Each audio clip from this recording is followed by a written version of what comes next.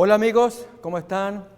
Gracias por acompañarnos. Bienvenidos a la serie Descubriendo al Mesías de las Profecías.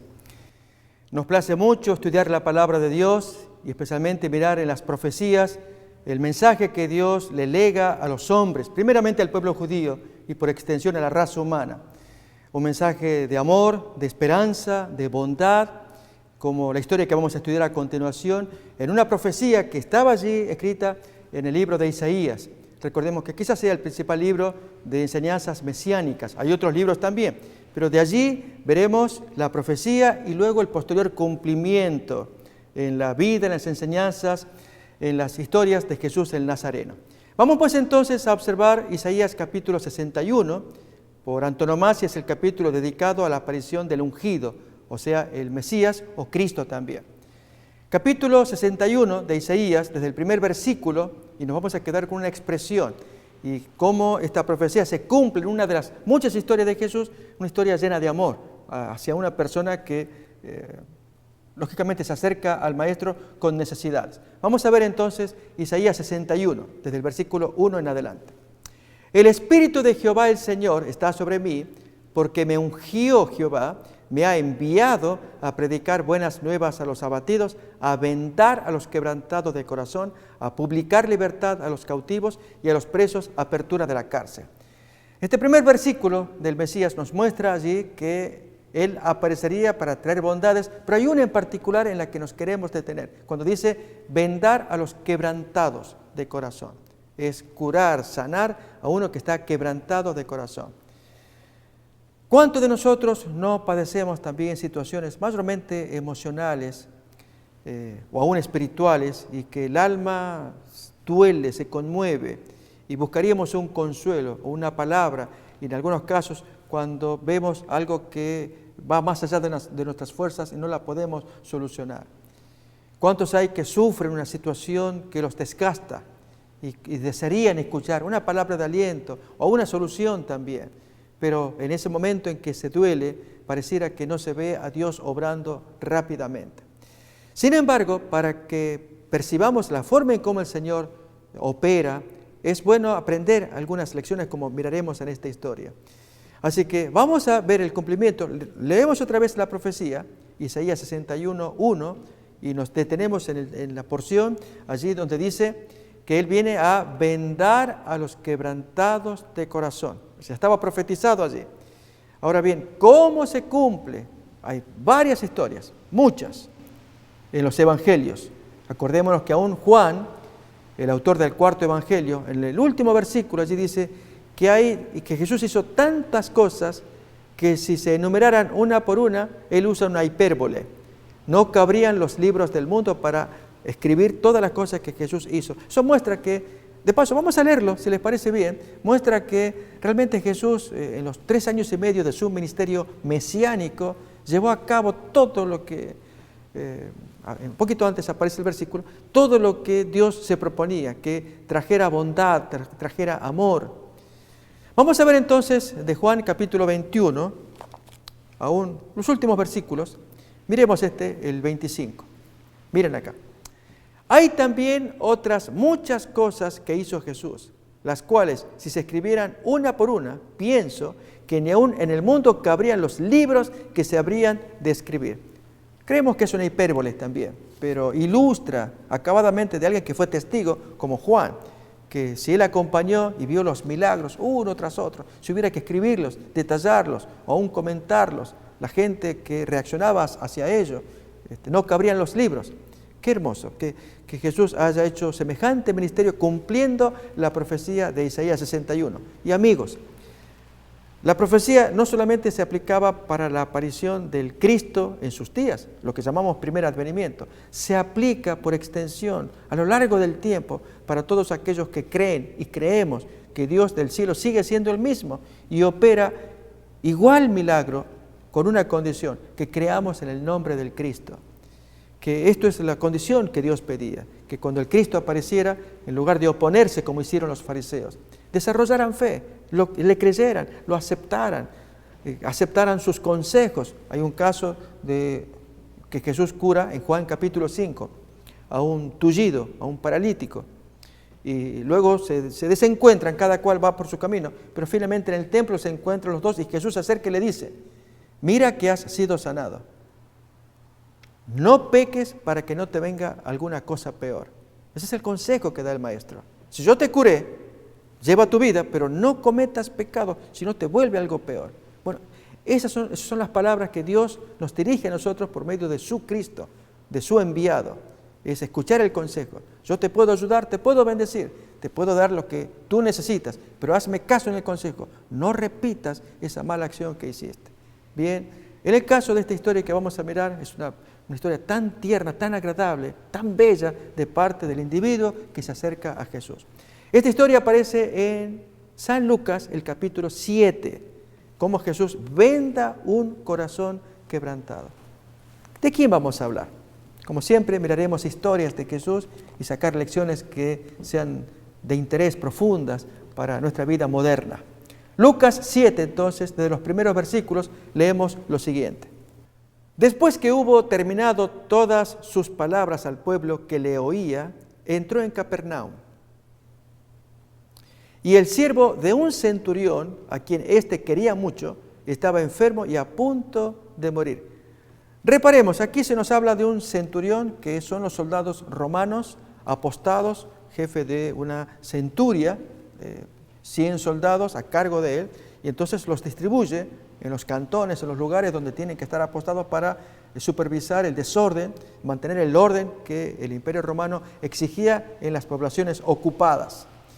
Y este centurión tenía su corazón, de paso en la historia de la Biblia del Nuevo Testamento hay varios centuriones, bonitos muchos de ellos, como es el caso de Cornelio, de Hechos capítulo 10, en la experiencia de Pedro, que tuvo un encuentro con él. En este caso Jesús tiene un encuentro con este centurión, cuyo nombre no sabemos, pero su comportamiento será sumamente ensalzado por el Maestro, y ya vamos a mirar.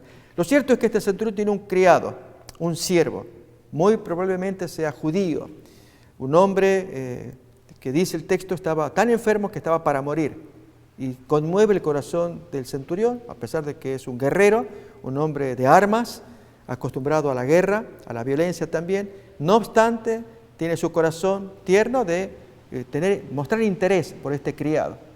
¿Cómo sigue la historia? Cuando el centurión oyó hablar de Jesús, le envió unos ancianos de los judíos. Reparemos la sucesión que vamos a observar de delegados, de delegaciones que el centurión envía para interceder. Primeramente envía un grupo de ancianos de los judíos, rogándole que viniese y sanase a su siervo, que tenga la atención de donde él se ubicaba, que se acercara allí por donde se les estaba solicitando. Pues los ancianos fueron, se entiende, ancianos judíos, ¿sí? Lucas capítulo 7, versículo 4, vamos a ver entonces el diálogo que se mantiene entre esa gente delegada del centurión. Y estos ancianos lo hacen con cariño porque lo aprecian, y vamos a ver por qué. Ellos vinieron a Jesús y le rogaron con solicitud, diciéndole, es digno que le concedas esto. Fíjense, esta gente va a hablar de que la base de darle la bendición, hay una base y es la dignidad de la persona. Es una bella persona y te vamos a dar las pruebas de por qué. Lo curioso es que el individuo, el centurión en este caso, vamos a mirar, él no se considera digno y Dios ya se siente atraído. Esto es algo muy especial. Amigos, qué importante es desarrollar un carácter que agrade a Dios, y Dios se agrada de la gente humilde, de las personas que aunque tengan altos puestos, encumbrados muchas veces, sin embargo en su genio, en su espíritu manifiestan consideración, pueden mirar a alguien que está en una inferior condición, desfavorable situación, y poder conversar, acercarse. ¿No nos resulta agradable? Bien, ese es el tipo de carácter que atrae a Jesús. Jesús mismo se definió a sí mismo como ese tipo de personas. Voy a invitar a que lo leamos, la definición que Jesús da de sí mismo, y por lo tanto se siente atraído a toda persona que sea como Él. Lo dice Mateo capítulo 11, versículo 28 en adelante. Jesús se describe a sí mismo en su carácter. Leemos así: venid a mí todos los que estáis trabajados y cargados, y yo os haré descansar. Llevad mi yugo sobre vosotros, y notemos esto, aprended de mí que soy manso y humilde de corazón, y hallaréis descanso para vuestras almas. Notamos cómo se define Jesús: manso y humilde. Y efectivamente lo demostró. Y cuando se encuentra con una persona similar a él, lógicamente se hace un switch allí, un encuentro tan agradable, como vamos a ver en este caso. Pero aquí entonces volvemos a la diputación, a los delegados allí, ancianos, que se encuentran con Jesús y presentan argumentos. Te solicitamos, por favor, si eres tan amable, de acercarte, porque eres digno, y noten, agrega esto, porque ama a nuestra nación y nos edificó una sinagoga. Fíjense, es raro de un centurión, es un invasor, es un jefe de una centuria, que llega por orden de allí del emperador de turno, de Roma, y van invadiendo poblaciones y llega también allí a Palestina. Pero este hombre se caracteriza porque ama a la nación, aún les pagó los gastos de la sinagoga, edificó una sinagoga, y los judíos contentos allí tienen lugar para aprender la palabra de Dios. Un hombre benigno, no es agresivo, no causa el daño, como si posteriormente ocurrió en los tiempos de gobernadores o procuradores posteriores. Estamos acá en el tiempo de Poncio Pilato. Ya por el año 64 entra un tal Gesio Floro, digamos, un sucesor de Poncio Pilato, pero fue un hombre terrible, por el cual se desata una guerra allí interna judía contra este gobernador. Y entonces es la razón por la cual Nerón, emperador de ese tiempo, ordena que se sofoque esa rebelión de los judíos causada por la administración de este señor, dije, Gesio Floro. Y allí es cuando viene el sitio de Romano que Jesús había profetizado. Bien, esto nos muestra entonces que había convulsiones políticas en ese tiempo. Y sin embargo, en estos días en que Jesús se mueve, se encuentra con una persona agradable. Pero los judíos entonces sacan a relucir, y es el carácter del centurión. La pregunta es, ¿quién puede definir nuestro carácter? Hay veces que la gente opina de nosotros por cosas externas. Lo están diciendo ellos, él es digno, vale la pena, él lo merece, si tú puedes hacer un favor, es un hombre realmente que reciba la bendición. ¿Por qué? Porque nos ama como nación, a pesar de que forma parte del equipo de los invasores romanos. Y además lo ha demostrado edificando una sinagoga. Repasamos, nos damos cuenta. Bueno, ese argumento de que el hombre es digno, ya vamos a mirar después en qué queda. Jesús, no obstante, oye el planteo que hace esta gente y se encamina, va caminando. Pero aquí que entonces la historia nos va a contar algo más. Miremos cómo avanza, versículo que sigue.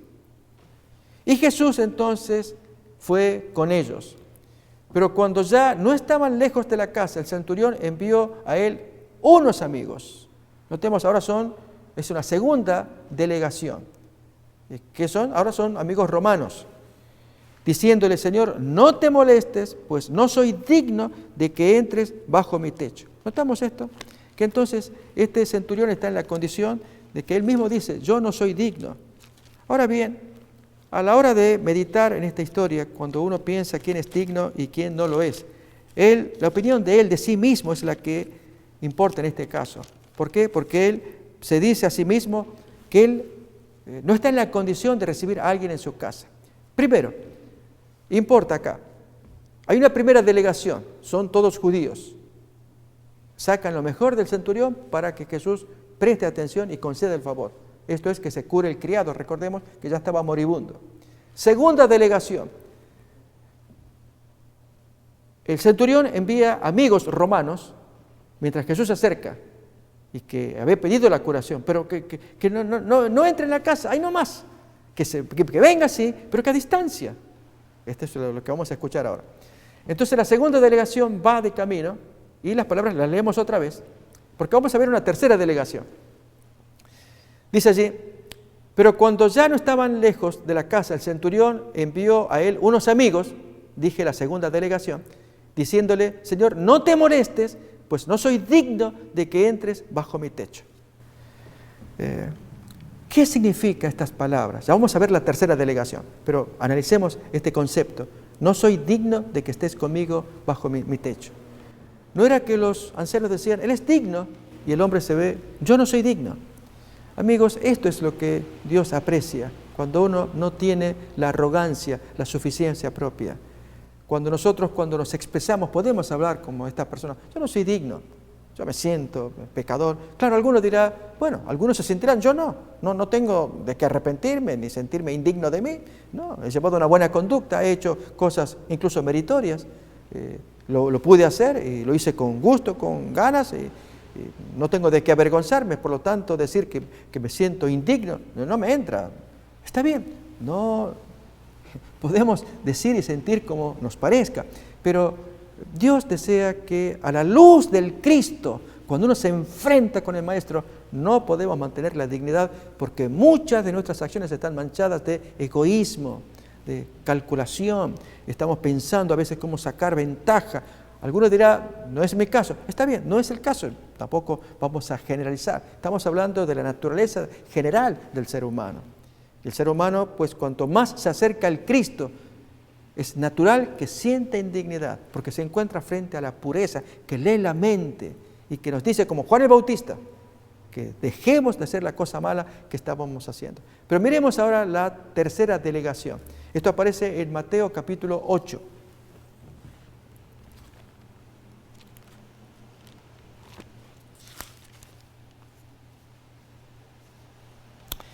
Leemos otra vez la historia, versículo 5. Esta historia aparece solamente en dos partes, en dos evangelios, Mateo y Lucas. Ahora miramos el segundo evangelio. Entrando Jesús en Capernaum, vino a él un centurión rogándole y diciendo, Señor, mi criado está postrado en cama o en casa, paralítico, gravemente atormentado. Y Jesús dijo, yo iré y lo sanaré. Está bien. O sea, mandó un mensaje. Respondió el centurión y dice, Señor, no soy digno de que entres bajo mi techo. Solamente di la palabra y mi criado sanará. Pues la tercera diputación, la tercera delegación, es el mismo centurión. Él es el que va a aparecer y lo va a detener y se entabla un diálogo que es el que queremos mirar ahora. En ese diálogo se revelan verdades muy interesantes. El hombre no quiere que este santo ser, él lo respeta muchísimo. No soy digno, no vengas a mi techo. Yo tengo muchas cosas, pero la gente dice, ¿qué las tienes? Si tú eres una buena persona, amas a los judíos, les diste para edificar la sinagoga, tienes un buen corazón, te preocupas por tu criado. ¿Por qué dices que no eres digno? Muchas veces nosotros sabemos por qué lo decimos. Saben, amigos, qué bueno es que podamos autoleernos, que hagamos introspección de nosotros mismos. Es sano que la persona en la vorágine de los movimientos de cada día se detenga un tiempo y pueda meditar en sí mismo. ¿Qué estamos haciendo de nuestra vida? Hay otros que quizás puedan felicitarnos y hasta a veces animarnos a seguir adelante en los caminos de éxito que estamos llevando. Pero es bueno detenernos para decir, ¿cómo estoy yo desarrollando mi carácter, llevando mi vida? ¿Está siendo agradable a los ojos de mi familia, de los que me aman? A los ojos de mí mismo, cómo me estoy contemplando, que estoy desarrollando un carácter respondón, criticón, impaciente, o un carácter manso, humilde. ¿Cómo necesitamos ver un modelo, guiarnos por ese modelo? Y ese modelo es el Nazareno. Ya Jesús lo había dicho, venid a mí todos los que estáis trabajados y cargados, yo los voy a hacer descansar. Aprendan de mí, que soy manso y humilde, y van a hallar descanso para sus almas. Aprender del Maestro. Tenemos el texto nuevamente, que es bonito repasarlo. Venid a mí todos los que estáis trabajados y cargados, y yo os haré descansar. Llevad mi yugo sobre vosotros, y aprended de mí, que soy manso y humilde de corazón, y hallaréis descanso para vuestras almas. Versículo 30. Porque mi yugo es fácil y ligera mi carga. Y recordemos que la idea del yugo es el palo que enyuga, que junta a dos animales. Ese es el yugo. Y entonces allí en una cabeza allí va el Cristo y en la otra vamos nosotros. Y de Él aprendemos mientras estemos enyugados. ¿Qué es lo que nos ata a Él? ¿A qué podríamos representar? ¿Qué podríamos decir el yugo? ¿Qué significa el yugo que ata los dos cuellos? De modo que caminamos a fuerzas. Él camina por este lado y tenemos que acompañarlo. Y querríamos en algún caso quitarnos el yugo para hacer nuestra voluntad. Esto es, ¿qué les parece a ustedes? ¿Cómo podríamos interpretar qué representa el yugo? Pues no es difícil de saberlo. Jesús fue muy enfático en la obediencia a los mandamientos. Y por lo tanto el yugo representaría la ley de Dios que nos ata. Y por lo tanto querríamos hacer cosas por nuestra cuenta, pero mientras estemos atados a Jesús no podemos, no debemos. La conciencia nos lo inhibe para no hacerlo. Pero si nos desenyugamos, nos quitamos el yugo, ya nos liberamos, ya hacemos lo que queremos, pero andamos así a la deriva. Esta es la manera de desarrollar esa mansedumbre, ese placer de ver un carácter que se va amansando de lo crudo y duro que éramos en el pasado, y caminando con Jesús, viendo al Nazareno, al Mesías prometido en la profecía. Al caminar con Él desarrollamos ese carácter. A eso se refirió Jesús. Venid a mí, aprended de mí. Y al mirar allí al centurión, retomamos la historia, es donde otra vez renace esa alegría de parte del Maestro. Vamos a leer el texto entonces, lo retomamos de Lucas en esta ocasión. Estábamos leyendo el capítulo 7 de Lucas, para ver en qué termina el desenlace. En ambos evangelios es igual, pero escogemos el de Lucas en este caso. Lucas, el capítulo 7, lo tenemos allí. Y Jesús fue con ellos, pero cuando ya no estaban lejos de la casa, el centurión envió a él unos amigos, recordamos que era el segundo grupo, la segunda delegación, diciéndole: Señor, no te molestes, pues no soy digno de que entres bajo mi techo, por lo que ni aún me tuve por digno de venir a ti. Ahí está ya la tercera delegación, que es él mismo. Pero di la palabra y mi siervo será sano. Así que no vengas más. Y comienza un diálogo que va a ser tan especial, tan inspirador, reconocer allí la sabiduría del hombre y que conquista el corazón de Jesús. A ver, ¿en qué consiste el diálogo? Tú di la palabra desde acá a distancia y mi siervo se va a sanar. Porque también yo soy hombre puesto bajo autoridad y tengo soldados bajo mis órdenes. Y yo le digo a este y él va. Al otro le digo, ven y viene. Y a mi siervo le digo, haz esto y él lo hace. Es decir, yo tengo autoridad sobre mis siervos y mis soldados y ordeno y lo hacen. Lo mismo digo de ti, que tú tienes autoridad. Y a ver, ¿cuál es esa autoridad? Miremos lo que viene a continuación. Versículo 9.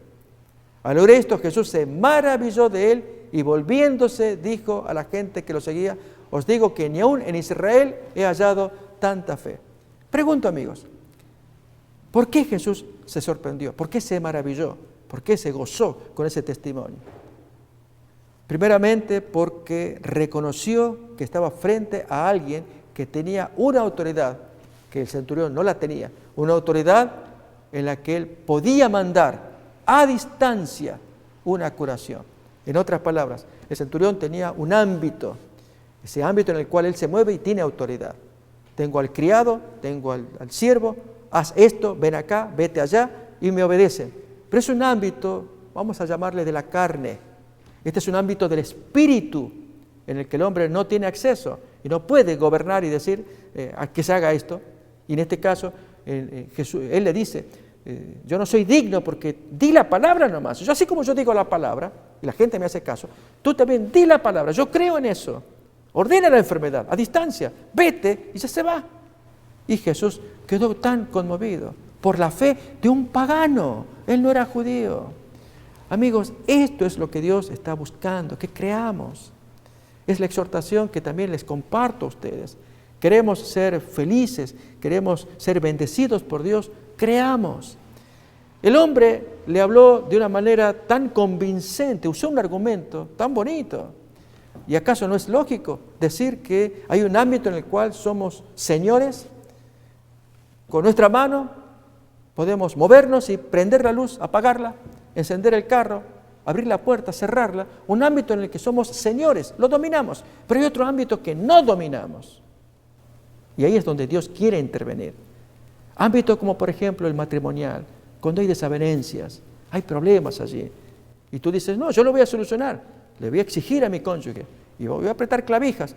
No hablemos así, no podemos dominar voluntades. Más bien, a lo sumo podemos seducir, hablar, enternecer para que el compañero o los hijos o los miembros de la familia puedan aceptar nuestro argumento. Pero si creemos que somos mandamases, qué error, que así como dominamos el prender la luz, lo hacemos a voluntad cuando queremos, pagamos la cuenta, sacamos la cuenta, vamos al banco, etcétera. Cuántas cosas del ámbito natural de la vida. Somos señores, es verdad, pero hay ámbito del espíritu en lo que no podemos, y es la lección que el centurión nos quiere dejar. El hombre se dio cuenta, su razonamiento era lógico, y ese ámbito del espíritu, donde Jesús es Señor, si le dijo a distancia, tú puedes dar la palabra como la doy yo en mi ámbito, en el tuyo das la palabra y se obedece. Amigos, tú puedes creer que Dios también te dice lo mismo, te invita a que veas en esta historia que Dios puede dar bendición a ti, me puede dar a mí, si actuamos de la misma manera. Creemos que Jesús tiene señorío en ese ámbito, que puede ayudarte a tu matrimonio, a tu situación de salud. Tú puedes confiar en el médico me va a ayudar, no necesito a nadie más. Y estás en libertad de decirlo, pero tú recuerda que con estas lecciones que estamos viendo de los evangelios, ya Jesús vino a vendar un quebrantado de corazón. Recordemos que así decía la profecía, Isaías capítulo 61, el primer versículo. Y aquí está vendando un corazón que está quebrantado, que es del centurión, que ama a su criado. Ahí lo tenemos nuevamente el texto, Isaías 61, 1. El Espíritu de Jehová el Señor está sobre mí, porque me ungió Jehová, me ha enviado a predicar buenas nuevas a los abatidos, a vendar a los quebrantados de corazón. Tal como este centurión estaba quebrantado, porque tenía a su amigo, que aunque era criado, él deseaba que ese hombre sobreviviera a este trance mortal porque estaba moribundo. Y allí entonces en la búsqueda de Jesús, del Nazareno, pero que no venga acá porque él se siente indigno. Si a distancia él puede dar órdenes. ¿Creemos esto? Yo te invito a ti, piensa si a distancia sideral, en que está la morada de Dios, muy lejos de nosotros. Pero creemos que a distancia él puede dar la orden, quiero que te cures. Yo doy la orden, tú te curas. Creemos esto, es lo que Dios quiere, que creamos, que actuemos, que se lo pidamos, confiemos, Dios va a hacer. Sí, para eso están las historias que nos ofrece acá el Evangelio, para mostrar cómo se hacían las curaciones de Jesús.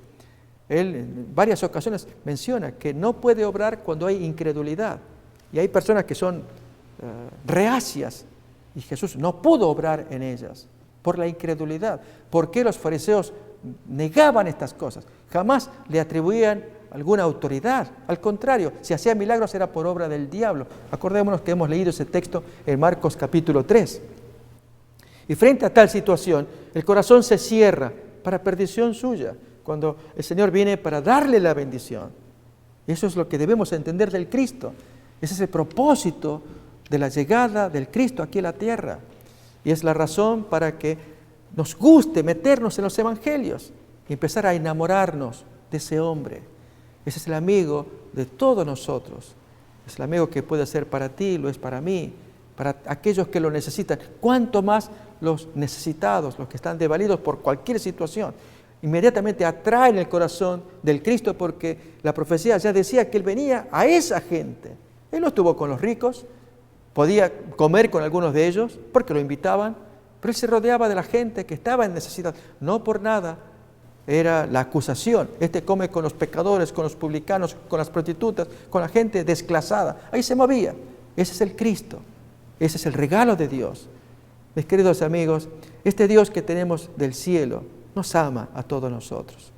Todavía no lo vemos en profundidad, a menos que leamos la palabra y en el Cristo, moviéndose en el Nazareno, ahí vemos a Dios. Ese es Dios, ese es el Dios del cielo. Jesús ya lo había dicho, el que me ha visto a mí, ha visto al Padre. Entonces, ver en los movimientos del Nazareno, la forma en cómo piensa Dios, cómo hace Dios. Y Dios nos tiene paciencia, Dios nos ama. ¿No le tuvo paciencia a Pedro, que lo negó cuando Pedro, confiado, Jesús le decía, esta noche Satanás os ha pedido para zarandearos y yo estoy rogando por ti, Pedro? Una frase del Evangelio de Lucas capítulo 22. Y allí entonces Pedro, en su soberbia, ¿qué le dice? No, maestro, yo mi vida pondré por ti. Aún ellos te negarán, pero yo jamás. Y llegado el movimiento de la profecía, Pedro fue sorprendido y él, con maldiciones, negó para despistar a quienes decían, hasta la forma de hablar se demuestra que este también pertenece al grupo de esos galileos. Y Pedro entonces usó maldiciones y con ello despistar a esta gente. Y cumplió la profecía triste de Jesús de que lo negaría aún antes de que canten los gallos. Triste, una historia conocida, tristísima. Bueno, no obstante, el Evangelio cuenta que Jesús lo recibió nuevamente, le perdonó. No, amigos, Dios nos puede perdonar. Sentimos la culpa en nuestro corazón, sentimos la carga. En el caso del centurión, la carga era un amigo, un siervo querido, que él amaba. No amamos nosotros a nuestros seres que nos rodean, que nos hemos criado juntos, que convivimos juntos. Y en el caso de este centurión, con un criado que le sirvió, que trabajó para él, pero estaba al borde de la muerte. Y él impotente, que tenía dominio en lo que él sabía que era su dominio. Así lo dijo a Jesús. Le digo al soldado, le digo al criado, haga esto, y ese es mi dominio, yo tengo poder así, tú también tienes poder. Di la palabra, no te metas en mi casa porque soy indigno. Esa es la esencia de la historia que estamos escuchando. Y vamos a concluir todavía con la expresión de Jesús y sacar lecciones. Veamos cómo reacciona Jesús ante el planteo que hace el centurión según Lucas capítulo 7 que estamos estudiando. Miramos ahí el versículo. Y al regresar a casa, los que habían sido enviados hallaron sano al siervo que había estado enfermo. Y reparamos en el versículo anterior, el 9 también. Esta es la conclusión. El hombre había sido sanado. Fijémonos al final de este versículo, las palabras de Jesús. Os digo que ni aún en Israel he hallado tanta fe. Esta historia deja un mensaje, una lección. Jesús conmovido, Él dice esto. En Israel, el pueblo de Dios, al cual le habían llegado los oráculos sagrados, un pueblo bendecido, privilegiado, porque, como dice en Romanos capítulo 3, a ellos ciertamente les ha llegado la palabra de Dios. Era un pueblo favorecido porque estaba la revelación de Dios en el Antiguo Testamento. Ellos lo poseían. Y sin embargo, que otra gente que no tenía esa revelación tuviera mejor comportamiento, eso es lo que asombra. Dios ama lo que hay adentro del ser humano, del corazón humano, y quiere pulirlo. Hay algunos que desarrollaron características agradables, paciencia, comprensión, tolerancia, interés en el prójimo, muy bonito. Hay otros que no, y que tienen carácter fuerte. Sin embargo, Dios los mira como cuando miramos a nuestros propios hijos. Carácter lindo por acá, carácter no agradable, pero los amamos porque son nuestros hijos. Así también Dios nos ama. Y Él quiere que todos, los buenos y los malos, ellos vean cómo es el carácter de Él, que les puede ayudar a cambiar para ser agradables. Y la enseñanza es la que Jesús dijo: venid a mí y aprended de mí, que soy manso y humilde de corazón. ¿Entendemos por qué Jesús quedó tan impactado con el centurión? ¿Por qué Jesús pudo decir estas palabras? Ni aún en Israel he hallado tanta fe. La fe en un hombre que uno se pregunta, ¿cómo pudo desarrollar esa fe? Por su razonamiento muy simple, muy básico. Yo me muevo en un ámbito donde soy Señor. Hay otro ámbito en el cual me abstengo, no me meto allí. Y pido ayuda, recurro a esa ayuda, que es el ámbito del Espíritu. Yo te digo, amigo, lo mismo. ¿Sabes? Nuestro corazón tiene ese ámbito. Está el ámbito físico. Aquí comemos. Allí el médico nos ausculta, revisa nuestros órganos, nos dice: mira, tú andas con este problema que tienes allí, o en un pulmón, en el riñón. Y escuchamos y aceptamos el consejo. Mira, no hagas más esto, cambia la dieta, ponte a hacerte ejercicios, etc. Pero hay otro ámbito en el que tú no dominas ni yo, que es el ámbito del espíritu, donde allí a veces intentamos con algunos trucos mejorar el estado de ánimo.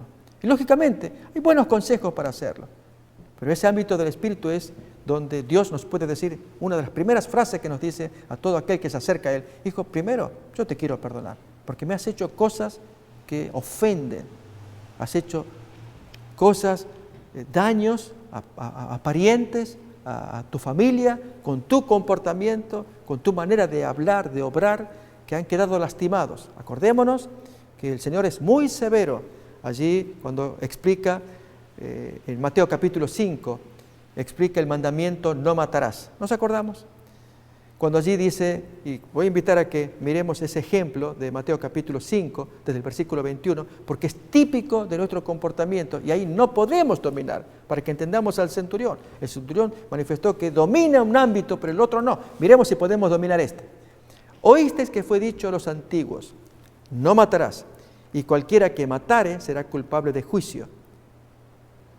Pero yo os digo que cualquiera que se enoja contra su hermano ya es culpable de juicio. Pregunto, ¿podemos dominar ese ámbito y decir, no, yo no necesito ayuda, yo me puedo controlar, yo no me enojo? ¿Podemos decir eso? Y cualquiera que diga necio a su hermano, tú eres un necio enojado, ¿no?, será culpable ante el concilio. Y cualquiera que le diga estúpido, fatuo, queda expuesto al infierno de fuego. Notamos que, aún antes de ver el texto que viene, que lo vamos a analizar, notamos que podemos tener control sobre nuestras emociones violentas.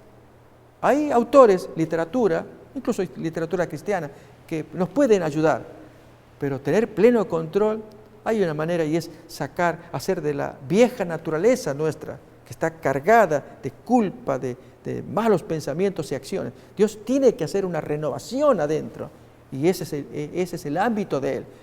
Es especialista en ello. Nosotros no. Podemos tener buenas intenciones y hacer planes de querer cambiar. Y hacemos promesas.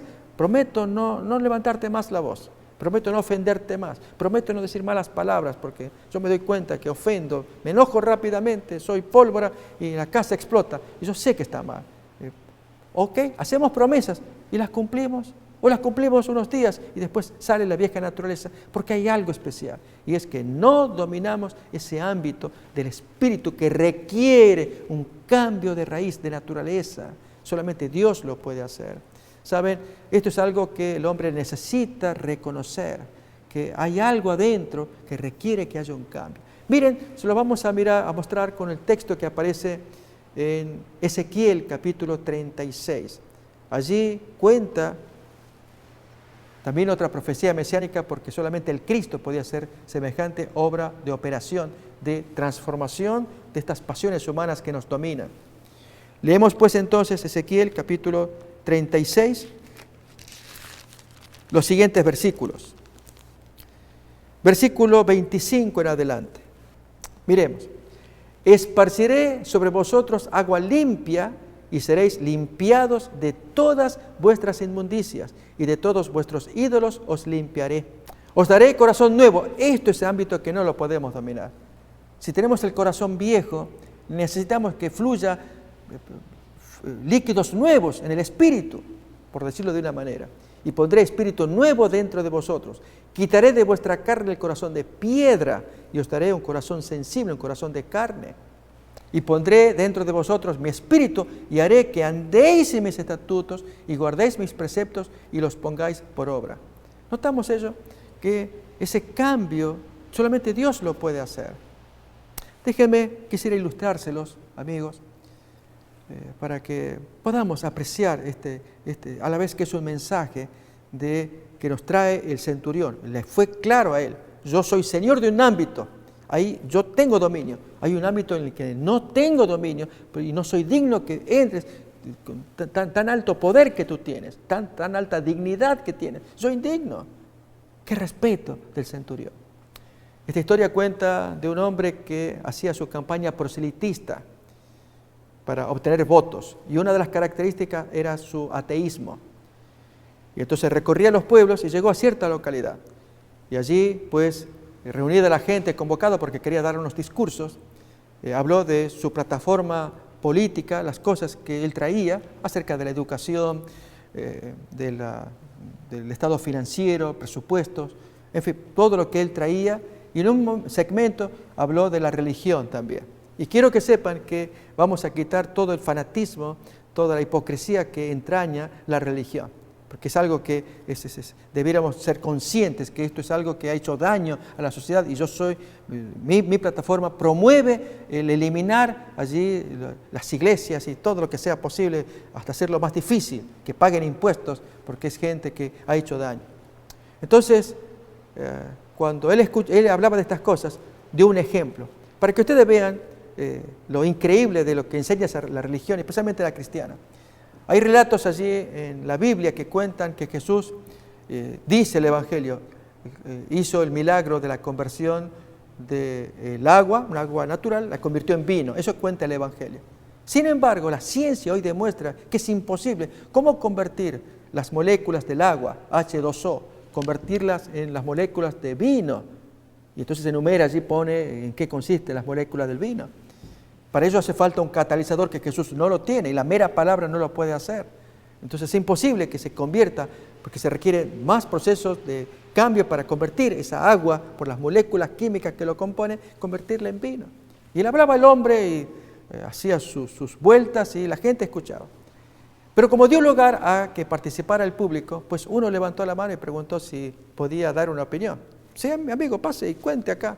Entonces él dijo así: mire, señor, quedo impresionado con lo que usted enseña. Sí, es verdad, científicamente parece difícil que el agua se convirtiera en vino, pero yo el testimonio que quiero dar es que si bien parece que fuera difícil, pero yo quiero probar que el vino sí se puede convertir en una mesa, se puede convertir en una cama y se puede convertir incluso hasta en un televisor. ¿Qué está diciendo? Oh, sí. El vino se puede convertir en esas cosas. ¿De qué está hablando? Mire, señor, yo era alcohólico y toda la plata que yo ganaba en mi salario la metí en la taberna. Así me llené de puro alcohol y enfermedades, hasta que escuché la palabra de Jesús, que Él podía curar el alma. Y yo, necesitado de ayuda, me acerqué y pedí perdón, que Dios me ayude, que quería dejar el alcohol para beneficio de mi esposa, que sufría tanto, aún de mis hijos. Y como consecuencia de dejar el alcohol, allí entonces la plata que yo tenía, que la invertía en alcohol, ahora compramos, mire, somos gente muy pobre, pero compramos allí la mesa, compramos el refrigerador, hasta nos dimos el lujo de comprar un televisor también. Por eso digo que el vino se puede transformar en esas cosas y la gente aplaudió. Amigos, esto es el cambio que Dios quiere que se produzca. Es lo que acabamos de leer del texto de Ezequiel 36, que lo leemos otra vez. Allí muestra que Dios tiene poder en un ámbito donde Él se mueve, que así como dio la palabra para que se cure ese siervo a distancia, y se curó, cuánto más el ámbito del Espíritu, donde Él puede decir: yo te perdono, te doy un nuevo corazón, tú puedes cambiar, ser bella persona. Leemos otra vez, miren el texto: os daré corazón nuevo y pondré espíritu nuevo dentro de vosotros. Quitaré de vuestra carne el corazón de piedra y os daré un corazón sensible, como de carne. Y pondré dentro de vosotros mi espíritu y haré de esa manera que andéis en mis estatutos y guardéis mis preceptos y los pongáis por obra. Solamente cuando mora el Espíritu Santo, allí hay un poder que no entendemos, pero creemos. Recordemos, ese es el ámbito en el que Jesús es experto. Así lo reconoció el centurión. Y en ese ámbito, pues Jesús, que Él dice: yo voy a enviar el Espíritu que les haga recordar. Vamos a mirar ese texto en Juan capítulo 16. Estamos hablando en este segmento de ese ámbito que todos necesitamos, que el centurión se lo reconoció. Nosotros necesitamos también. Leemos el texto en Juan capítulo 16, desde el versículo 8, la promesa que Jesús dio de que Él enviaría un representante para que se moviera en ese ámbito. ¿Cuál es? Que dice acá: cuando el Espíritu Santo venga, convencerá al mundo de pecado, de justicia, de juicio. Versículos que siguen. De pecado por cuanto no creen en mí. Al no creer que yo les puedo perdonar, allí hay pecado. De justicia por cuanto me voy al Padre a interceder por ustedes y así presento mi justicia ante el Padre. Y no me veréis más. Y de juicio por cuanto el príncipe de este mundo ha sido ya juzgado y condenado también. Luego dice entonces, ¿qué haría ese Espíritu Santo en el ámbito en el que se movería? Fijémonos. Pero cuando venga el Espíritu de verdad, Él os guiará a toda la verdad. Porque no hablará por su propia cuenta, sino que hablará todo lo que oyere y os hará saber las cosas que habrán de venir. Este es el ámbito que domina el Espíritu. Él me glorificará porque tomará de lo mío y os lo hará saber. Amigos, todos necesitamos ese poder llamado Espíritu Santo que Jesús prometió, que nos hace recordar, que nos hace sentir la necesidad de recibir un perdón, de una limpieza, de un cambio, que nos dé el corazón sensible, no aquel de piedra que nos caracterizaba, sino algo distinto, por el cual la forma en cómo tratamos a los demás, la dulzura, el trato amable, agradable, las palabras, el tono de voz, la gente comienza a ver que hay algo raro, es diferente, no es el grosero que era antes, no es el pedante que lo caracterizaba, sino se lo nota distinto. Lógico, es el Espíritu Santo, un ámbito que no conocemos, Pero si admitimos, Dios es el Señor, Jesús lo había dicho, yo cuando Él venga lo voy a mandar y Él os guiará, convencerá de pecado, hará cosas que no las podemos percibir, las creemos. Bien, si nosotros desarrollamos esa fe, Dios nos va a premiar, porque entonces le creemos a Él. Amigos, de esto trata la promesa de la aparición del Cristo. ¿No sentimos que somos beneficiados con ello? Aún más, este mismo Cristo enseñó cosas en las que describo a continuación, algo que sí podemos hacer, un ámbito en el que debemos creer que hay respuestas, como es el de la ferviente oración. ¿Cuántos de nosotros nos sufrimos intensamente y olvidamos que podemos pedir? Recordemos, nos metemos a ese ámbito, ¿sí? Es como que entramos allí en un cuarto, y en ese cuarto que no lo dominamos, porque no es nuestra especialidad, el ámbito del Espíritu. Pero ahí sí hay un especialista, y que dice, si tú oras intensamente, yo te lo voy a dar. A ver, miremos cómo lo dice Mateo capítulo 7, versículo 7, para que desarrollemos habilidades en ese ámbito nuevo, es el ámbito del Espíritu. Dice allí, pedid y se os dará, buscad y hallaréis, llamad y se os abrirá. Porque todo aquel que pide, recibe, y el que busca, halla, y al que llama, se le abre. Notemos la calidad de la insistencia. Tenemos que insistir, aprender a orar e insistirle, cansarlo a Dios. ¿Qué hombre hay? Entonces da una ilustración para justificar lo que él está enseñando. ¿Qué hombre hay de vosotros que si su hijo le pide pan, acaso le dará una piedra? O si le pide pescado, le va a entregar una serpiente a cambio. No, ningún padre haría semejante cosa. Y entonces la conclusión de Jesús. Pues si vosotros, siendo malos, sabéis dar buenas dádivas a vuestros hijos, ¿cuánto más vuestro Padre que está en los cielos dará buenas cosas a los que se lo pidan? La pregunta que nos hacemos es, ¿creemos esto? Si Jesús lo habló, está hablando no para darnos un aliento o una ilusión, está hablando de realidades sobrenaturales, un ámbito en el cual nos cuesta entenderlo, no lo manejamos. ¿Notamos el ámbito de la carne y el ámbito del espíritu? Acá sí, nos movemos y sabemos, hacemos alguna situación física y los resultados son evidentes. En este ámbito hay promesas de Dios. Y esta es la lección grande que el centurión nos quiere enseñar. Y por eso Jesús quedó impactado, impresionado. Qué grande que es la fe de este hombre. No la he visto en todo Israel. Y lo que nos deja este centurión es ese mensaje de que tú y yo podemos aprovecharnos de este cuarto, digo yo, de este ámbito. Ahí nos metemos y seguimos los consejos, las instrucciones que nos dan. Una de ellas la acabamos de leer. Oren con insistencia, piden, cansen, hablen.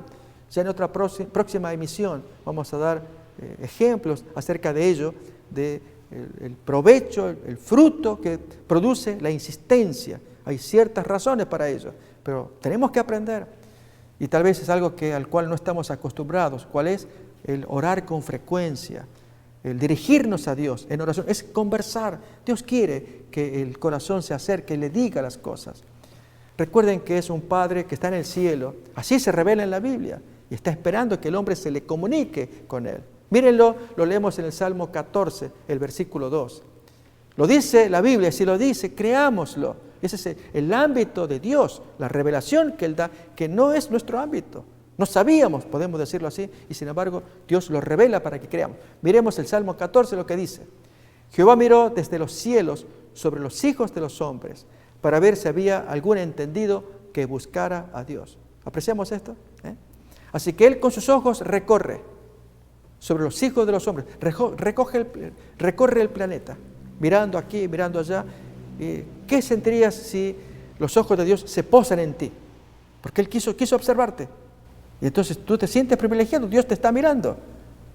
Porque quiere darte una bendición. Acuérdate que esa es la definición de fe de Hebreos 11:6. La persona que cree en Dios. Esta es la naturaleza, la razón de la fe. Y entonces, cuando el hombre cree en esas palabras, ahí tenemos el texto, lo repasamos otra vez, que sin fe es imposible agradar a Dios, porque es necesario que el que se acerca a Dios crea estas dos cosas. Una, que le hay, que existe, y la otra, que es premiador de los que le buscan. Y en ese momento, pues, Dios que anda recorriendo con sus ojos, dijimos, que mirando Él sobre los hijos de los hombres para ver si hay algún listo, algún inteligente que busque a Dios. Y si tú eres uno de ellos, Dios se posa en ti y te mira. Y Él pide esas dos condiciones. Tú debes creer que existe y creer que premia. Premiar, entonces, porque tú pides el consejo que Jesús dio. Hagan esto para que reciban la bendición. Pidan, busquen, insistan, llamen. Dios se los va a dar. Tal vez nos preguntamos, ¿por qué tanto insistir? Por una razón, porque nos hemos movido en el otro ámbito, tan acostumbrados que cuando prendemos, apagamos, pagamos, recibimos. Y si pagamos, pues exigimos. Y si la persona a la cual yo le pagué no me da el servicio, pues dame el dinero porque estamos así. Ese es el ámbito nuestro, estamos acostumbrados. Este otro ámbito no es así. Aquí lo maneja el Señor. Y lo dice, así no me tratas a mí. Es para que tú aprendas, lo que Dios me diría a mí, que tú aprendas a ser sumiso, humilde. Insiste para que se te baje los humos, que seas paciente, que confíes, que tengas esperanza, que tengas dulzura, y muchas veces con el sufrimiento a cuestas es como aprendemos las lecciones. ¿Nos damos cuenta? Por algo Dios nos da este ámbito del espíritu y las enseñanzas bíblicas para que el creyente practique allí en ese ámbito, como que entró en un cuarto y le dan las lecciones, donde uno no es Señor, pero ahí el Señor sí es el dueño y nos dice, hazlo así, y tú sales de acá y sales renovado. Se te nota en el semblante, en la forma de hablar, la forma de moverte, de actuar. Ya el centurión dejó una muy grande lección para cada uno de nosotros. ¿No estamos de acuerdo con ello? Yo les cuento que cada vez que leo esta historia me emociono porque veo que si este hombre pagano, no con la sabiduría de los judíos que tenían Biblia, él descubrió este asunto. Creer que Jesús es un ser superior, que maneja a distancia su poder, así también puede pasar con nosotros. ¿Crees tú, creo yo, que desde el cielo Dios tiene el poder para bendecirte? Hazlo. Es la exhortación que de aquí te hago de esta serie de estudios de Descubriendo al Mesías en las profecías. Seguiremos mirando profecías, viendo cumplimientos para que podamos gozarnos en cada movimiento del Nazareno. Es la belleza del Evangelio. Que tú digas, ese es el Cristo que quiero aprender, quiero conocerlo, quiero amigarme con Él, que si estuviera con nosotros sería exactamente igual, tal como lo revela el Evangelio. Porque fue tan querido, porque es tan querido a lo largo de los siglos, porque Él no cambia, es el mismo y está para volver. Mi anhelo es que creamos estas cosas, porque Jesús viene muy pronto. Amigos, gracias por acompañarnos, nos encontramos en la siguiente emisión y que Dios los bendiga.